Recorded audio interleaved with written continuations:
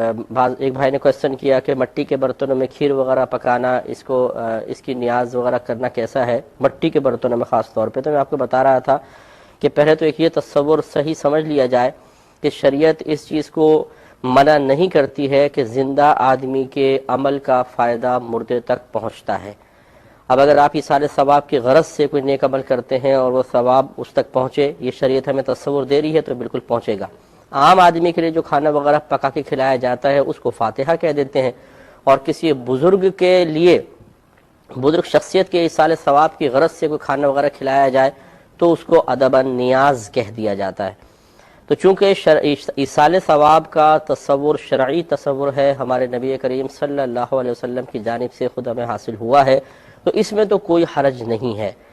لیکن یہ قیودات لگانا کہ یہ مٹی کے برتن میں ہوگی یا مٹی کے کنڈوں میں ہوگی، یا بعض اوقات ایسا ہوتا ہے کہ جس کمرے میں پڑے ہیں اسی میں کھانا ہوگا، دوسری جگہ لے جانا منع ہے، یا بعض لوگ کہتے ہیں جی بی بی فاطمہ رضی اللہ تعالی عنہا کی نیاز ہے، سے مرد نہیں کھائیں گے۔ یہ تمام اضافے ہیں، اور اگر ان کو لازم و ضروری سمجھ کے کیا جائے تو ناجائز بھی ہے، لازم و ضروری سمجھ کر۔ اگر لازم و ضروری نہیں سمجھتے، نظریہ یہی ہے کہ چاہے کانچ کے برتن میں کریں، چاہے مٹی کے برتن میں رکھیں، چاہے کہیں پر بھی سب جائز ہے، لیکن چلے مٹی کے برتن کسی خاص واقعے سے نسبت کی بنا پر، کسی خاص وجہ سے، یہ ایک لوگوں میں رواج جاری ہو گیا، وہ کر رہے ہیں اور دوسرے کو ناجائز نہیں سمجھتے ہیں، تو پھر اس میں کوئی حرج نہیں ہے۔ لیکن لازم و ضروری سمجھیں کہ مٹی کے برتن میں ہی ہو سکتا ہے، اس کے علاوہ نہیں ہو سکتا، یہ غلط ہوگا۔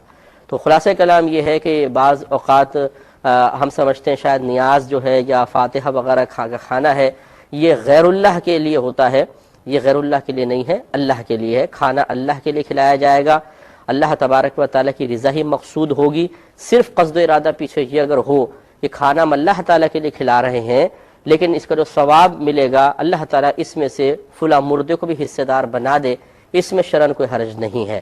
نیک عمل صرف اللہ کے لیے ہوگا، یاد رکھیں۔ ہاں اسے ہم منسوب کر دیتے ہیں کہ بھئی یہ ایصال ثواب کس کے لیے کر رہے ہیں؟ فلاں کے لیے۔ تو مقصود ہوتا ہے کہ ثواب کا پہنچنے کا یا بھیجنے کا قصد و ارادہ فلاں کے لیے ہے، لیکن وہ عمل کس لیے کر رہے ہیں؟ اللہ تعالیٰ کی رضا کے لیے، تو اس میں شرعاً کوئی حرج نہیں ہے۔ جیسے قربانی کے جانور اللہ کے لیے کرتے ہیں، لیکن ہم قربانی کے جانور پر جو قربانی کرنے والے ہیں بعض اوقات اس کا نام ذکر کرتے ہیں، یہ بکرا کس کے لیے ہے؟ جی والد صاحب کے لیے۔ یہ بکرا کس کے لیے؟ والدہ کے لیے۔ تو یہ نام خالی ذکر کر دینا یا بکرے کو کسی کی طرف منسوب کر دینا، اس سے تو حرام نہیں ہو جائے گا۔